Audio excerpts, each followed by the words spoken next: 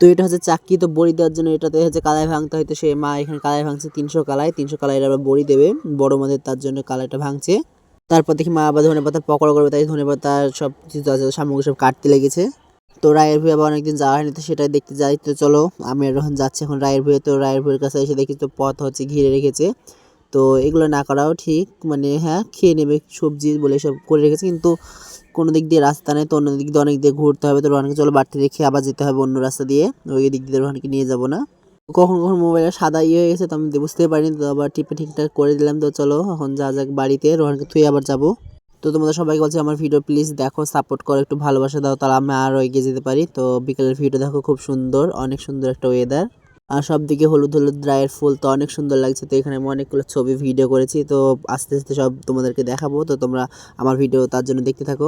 আর তোমাদেরকে আগের ভিডিওতে বলেছিলাম যে একদিকে রায়ের ফুল বেরোয়নি, তো এই দিকটা তো দেখতে পাচ্ছ। তো রায়ের ফুল বেরোচ্ছে কিনা সেটা দেখার জন্য তোমাদেরকে আমাকে ফলো করতে হবে, সাবস্ক্রাইব করতে হবে। তো তোমরা প্লিজ ফলো সাবস্ক্রাইব করো।